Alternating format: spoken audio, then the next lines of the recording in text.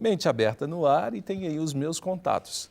Você pode interagir comigo, conversar, me adicionar aí, tem o Facebook, que é uma ferramenta de interação hoje. Charles Campos é o Facebook e o nosso e-mail é menteaberta@redesuper.com.br. Gente, eu recebo aqui hoje o doutor Ailton Alves Júnior. Seja bem-vindo, Ailton. Obrigado pela sua presença. Charles, é um prazer. E idealizador de um projeto que chama muita atenção, o projeto Nutri. O que seria a síntese, a ênfase do projeto Nutri, Ailton? A Casa Nutri é Nutri, um centro de recuperação e de educação nutricional. Ele foi especialmente desenhado para algumas localidades, alguns países, onde a desnutrição é um grave problema de saúde pública, como é o caso de Moçambique. Então, nesse centro, as gestantes e as crianças recebem, por meio de uma equipe interdisciplinar, todo um cuidado para se recuperarem da desnutrição infantil. A desnutrição basicamente é falta de alimentação? Basicamente, especialmente em países de recursos escassos, como a África, é por carência de alimentos. O que é uma pena, né, Charles? Se a gente imaginar que o mundo hoje produz alimentos mais do que suficientes para todos comerem, e há pessoas que ainda têm fome. Quase 1 bilhão de pessoas no mundo passam fome. Isso aí seriam aquelas imagens geralmente chocantes que a gente vê de crianças pele e osso, subnutridas, praticamente assim, você vê como um corpo daquele consegue permanecer vivo, de tão magro, de tão... Praticamente você consegue ver o osso pela pele, né? Aquelas crianças estão desnutridas. Sim. Há 2 tipos principais de desnutrição, isso é muito interessante. Um é esse tipo que você relatou, que é aquela criança marasmática, quase pele e osso, né? Agora lá há também um outro tipo de desnutrição muito interessante, que são crianças que têm algum tipo de alimento e falta um outro tipo de alimento. Lá, por exemplo, eles têm muito carboidrato, milho, mandioca, que vem da machamba, vem da roça, mas eles não têm proteínas. Então eles começam a inchar, como se fosse inchar de água, porque só comem milho e mandioca e vão inchando e carregam por trás disso uma grave desnutrição, chamada kwashiorkor. Ou seja, com efeitos tão graves quanto as outras. Vamos falar assim, parecem ser mais gordinhos, mais saudáveis, mas também estão desnutridos. Estão inchados, olha que coisa interessante. E às vezes se engana muito, porque aparentam ser saudáveis e não são. Uau, que desafio! E aí, identificar isso só através de exames médicos. Isso, nós ensinamos a equipe, a igreja local, a missão de base, a organização, a identificar também esse tipo de desnutrição. Eu sei que quem está em casa está pensando assim, o que é o Casa Nutri, né? O que é esse projeto maravilhoso? A gente tem um vídeo, vou pedir para a Flávia exibir esse vídeo, que fala um pouco do projeto, explica, e depois a gente volta a conversar. Pode colocar, Flávia.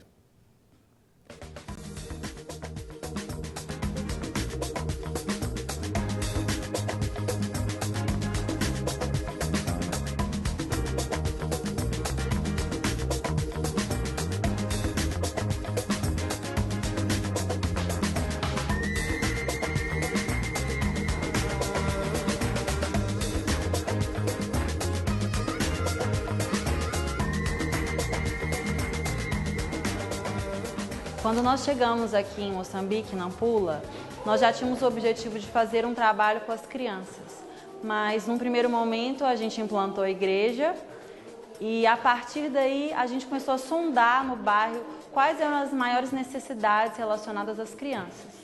E, muito perto do nosso terreno, trabalhavam outros missionários que tinham uma escola a partir da primeira classe. Então, nós pensamos, não é interessante começar uma escola, mas e essas crianças que estão antes, né, que são as crianças de 4 e 5 anos? Aqui não havia nenhuma, chamada aqui em Moçambique, escolinha, com jardim para a escola, e foi esse trabalho que a gente começou aqui. E esse trabalho chama-se PEP, que é Programa de Educação Pré-Escolar, está ligada à Junta de Missões Batistas. Nós fizemos o treinamento todos com eles. Eu quero então que vocês desenhem para mim aqui, nessa folha em branco, o Davi pequenininho e o Golias bem grande, tá bem?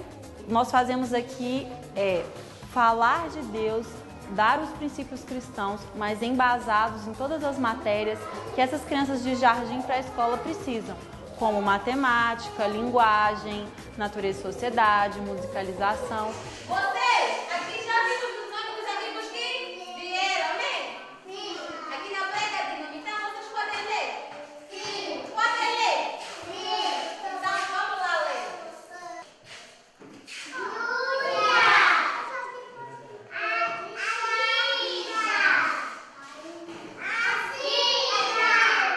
Então nós trabalhamos por temas bíblicos e ao mesmo tempo essas crianças vão desenvolvendo as capacidades que elas precisam para integrar o ensino formal. Que lindo ali o projeto. E aí você me explicava, enquanto exibia o vídeo, que a Casa Nutrir, ela oferece uma ajuda para uma missão local. Ali, no caso, é uma missão, provavelmente da Jami, né, da Junta de Missões Batistas. O Secore. E você oferece todo o apoio nutricional para as crianças naquela missão. Exatamente. Nós fizemos uma visita para diagnosticar quais seriam alguns dos problemas que poderiam estar ocorrendo na área de atuação dessa missão. E aí percebemos que a desnutrição era uma realidade muito forte. E, inclusive, eles relatavam que muitas dessas crianças que vocês viram, elas chegavam ao programa de educação primário já com alguns déficits cognitivos, cerebrais, em virtude da desnutrição que elas tinham tido na primeira infância.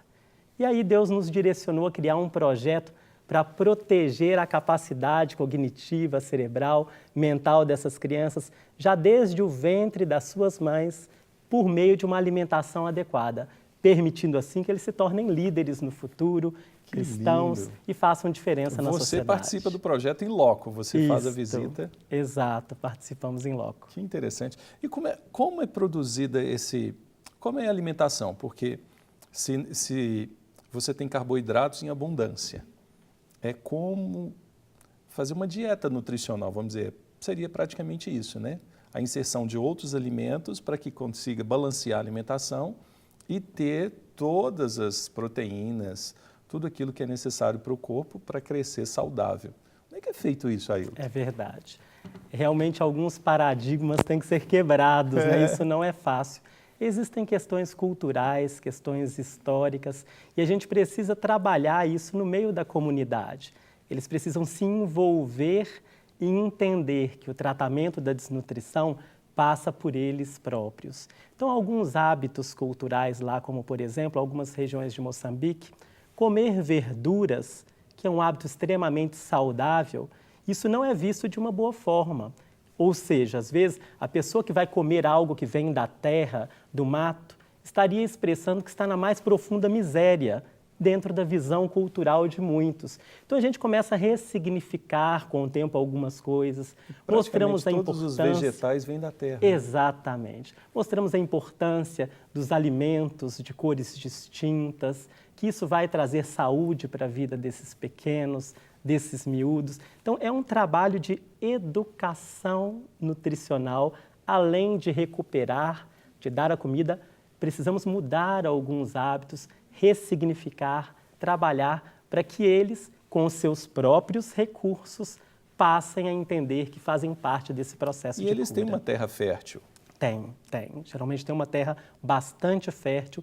A questão da monocultura, ela é muito histórica. Aprenderam assim, cultivam dessa forma. Vem de tradição em tradição. Exatamente. Muitas vezes por questões de tradição. Ou seja, poderiam também plantar cenoura, beterraba, nabo, todos os, vamos colocar assim, aqueles legumes vistosos, Isso. mas não plantam porque foi passado de tradição em tradição. Exato. Eles têm tudo para ter uma cultura, um plantio que seja assim, talvez até abundante, mas não fazem por uma questão da cuca, vamos dizer assim. Em geral, uma terra fértil, há bastante tempo de chuva. Entretanto, algumas questões, como são históricas, precisam de ser trabalhadas aos poucos, com o tempo, e isso é um projeto, é a proposta do nosso projeto, que é um projeto de médio prazo. Isso aí você acaba interferindo, não é interferindo. Há uma grande discussão com os antropólogos, né, de proteção da cultura, até com relação aos missionários, Isso. Vamos entrar com um valor cristão e vamos interferir numa cultura local. Mas nesse momento a gente quebra um pouco a argumentação da antropologia porque a cultura local passada de tradição em tradição, ela gera um benefício, um malefício, ou seja, ela é maléfica à própria subsistência daquela comunidade. Interessante isso, Charles, que você fala. Eu, como médico mesmo, na minha vida clínica, algumas vezes já me deparei com situações dessas, mesmo por aqui, né? Então, há crenças, por exemplo, tem pessoas que quando estão com hepatite, tinha muita hepatite no passado, hoje já há algum tipo de vacina, tomavam muito chá de picão, né? E achavam que aquilo fazia bem para o fígado. Na verdade, não há nenhuma prova de que o picão melhore a hepatite, né? Mas elas bebiam tanta água que a hidratação era muito bom para melhorar o quadro de hepatite. Então, há crenças que são boas, a gente não tende a intervir, mas há outras que são prejudiciais às pessoas e à sociedade. Às vezes as pessoas se queimam e no passado iam ao pasto, pegavam o estrume da vaca e passavam, ou a pasta de dente e passavam, né? Folha de confreio. Exato. Então lá a gente percebe também todos esses conhecimentos, às vezes seculares, e precisamos trabalhá-los para o bem social, para o bem da comunidade, da missão da igreja. Doutora, eu vou até te chamar de doutor Ailton. Perfeito. Como Eu quiser. devo ter tomado, doutor Ailton, eu tive na época hepatite B e agora eu rememorei a minha infância. Eu devo ter tomado aproximadamente, sem exagerar, eu acho que uns 50 litros de chá de picão. Que bom, manteve-se hidratado. Mas aquilo era ruim demais. Ô, mãe, por que você não me deu só água? É o pai, né? Mas é interessante isso porque manga com leite, tantas coisas, né? E abrindo esse espaço, que acaba sendo uma pequena inserção, uma brecha que se abre, até para a inserção do Evangelho. Isso. Não é? Para uma resistência, porque há uma certa proposta de proteção religiosa, cultural, e a gente percebe um valor do Evangelho, você aplicando o Evangelho em um lugar desse, olha, Deus criou todas as coisas, Deus criou a manga, Deus criou a cenoura, Deus criou, alguns gostam, outros não, o jiló, o quiabo, a abobrinha, isso tudo para quê? Para que o homem fosse alimentado. Muito interessante essa fala, alguns aspectos são bem fortes quando você toca, eu rememoro as nossas vivências lá em Moçambique. Nesse local que vocês viram o vídeo, 90% dessa população é muçulmana, então os cristãos lá são a menor parte. E realmente eles começaram a trabalhar com algumas estratégias de demonstrarem o amor de Deus de forma muito prática. Um deles é combatendo essa desnutrição, especialmente infantil. E quando a gente fala de infância nessa comunidade, que é a comunidade Macua, a gente tem uma situação muito diferente do que a gente vive aqui. Então, a infância lá é algo muito difícil. O valor da criança é muito diminuído. Nessa comunidade, metade das crianças morrem antes dos 5 anos de idade. Uau. A taxa de mortalidade infantil é de 50%. muito E essa população, alta. até para aprender a lidar com essa perda tão grande, ela tem o hábito de não valorizar muito essa primeira infância. Que já se tornou comum. Exato. Para que vocês tenham ideia, você tem ideia, coisa Charles, triste. as crianças às vezes nascem com um nome, que é um apelido, por exemplo, pé vermelho, e ao longo da sua vida elas vão mudando várias vezes de nome. Né? Até a identidade da criança, ela tem muita dificuldade de ser ali posta dentro dessa comunidade. Eles já criaram um mecanismo de defesa contra as emoções para não se apegar àquela criança, porque sabe que são 50% de chance dela não sobreviver. E geralmente, quando elas passam de 5 anos de idade, aí começa-se um laço afetivo mais forte, porque já passou a pior fase da vida, que eles, por um processo, talvez entendem de seleção, conseguiram vencer, então começam a estabelecer laços emocionais efetivos com a família mais sólidos. E aqui, segundo os pedagogos, o caráter você forma até os 7 anos, alguma coisa. Grande parte da formação dessa criança é uma lacuna. É uma lacuna, em vários aspectos. Uma criança doente, muitas vezes, é vista como um processo de seleção natural, então ela vai morrer mesmo, metade das crianças morrem mesmo antes dos 5 anos, então às vezes ela é deixada de lado pela própria família, pelos próprios pais, pela própria comunidade. E a missão tem feito muito esse papel de resgatar o valor da infância. Não, essa criança tem jeito, ela tem saída, ela vai sobreviver. A partir do momento que uma é restaurada, abre a mente aberta. Né? E vimos isso muito claramente no nosso primeiro paciente lá, que foi uma alegria muito grande quando a gente viu uma vida que para todos já estava praticamente ceifada. Não, esse não tem jeito, esse vai caminhar para a morte. E por meio dos processos ele reverteu a desnutrição e todos ficaram assim, como? Isso era a história natural da morte, né? É um milagre. É um milagre de Deus. A gente tem uma foto de uma criança antes e parece que é um bebê antes e depois do projeto. Coloca na tela, Flávia, que de fundo ele vai explicar. Exatamente essa criança que eu me referia. Esse é o Davi. Essa criança, nós nos preparávamos para ir para Moçambique para abrir o projeto. E algumas semanas antes, cerca de um mês antes, a missionária Rebeca nos ligou e falou assim, olha, Ailton, eu sei que vocês não chegaram, mas a gente precisa começar a fazer alguma coisa por ele agora ou ele vai morrer.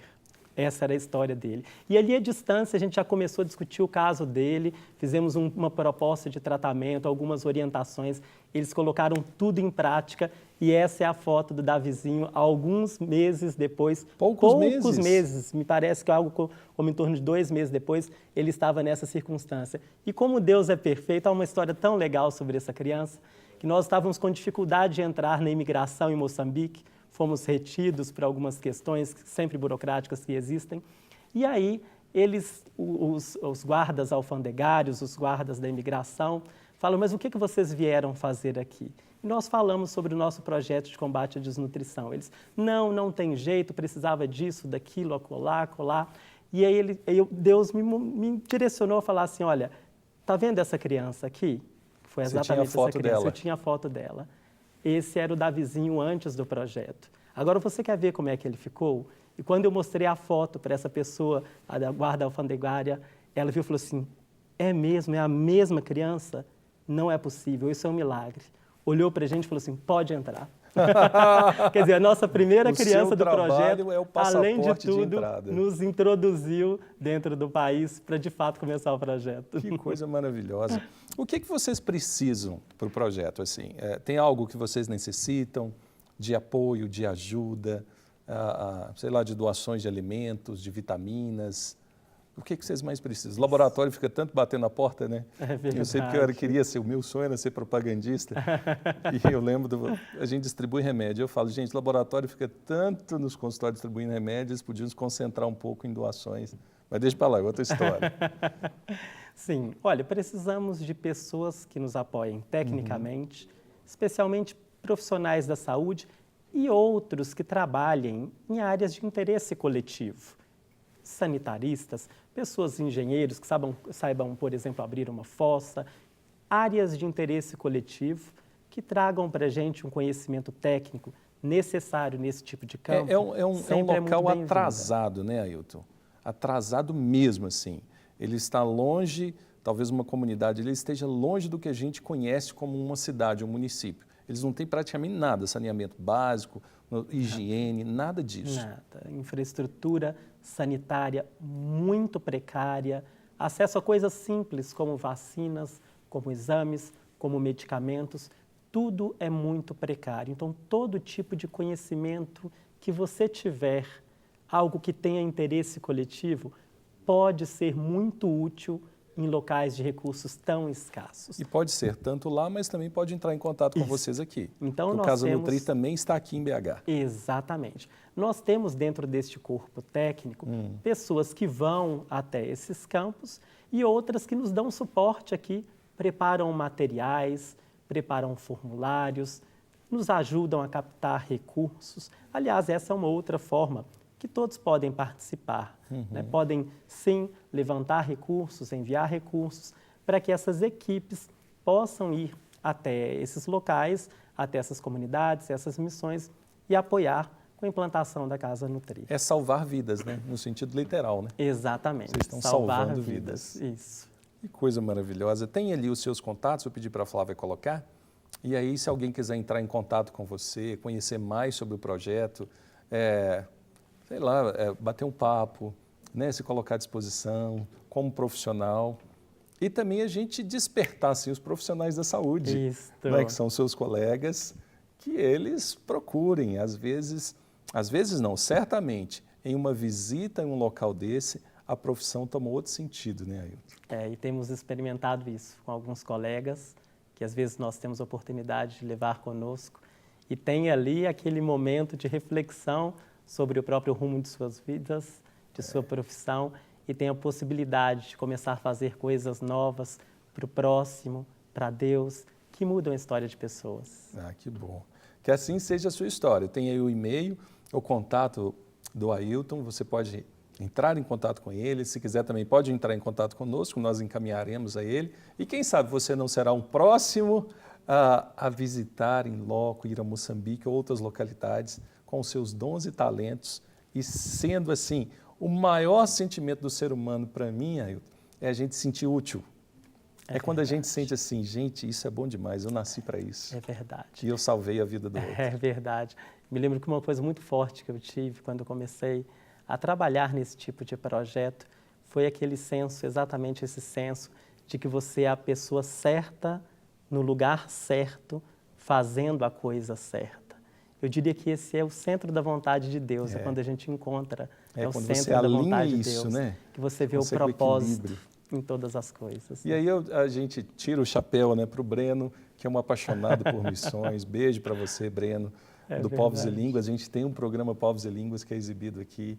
E agora uma proposta, né, de uma nova temporada com profissionais da saúde. Isso, ainda hoje conversávamos sobre a possibilidade dessa equipe estar indo para a Índia, onde há um campo missionário, uma missão que já disse para o Breno, nós precisamos muito de ajuda para combater a desnutrição no nosso meio, no meio da igreja, do campo. Então já estamos até agora nos preparando para isso. Às vezes vocês que nos ouvem também, né?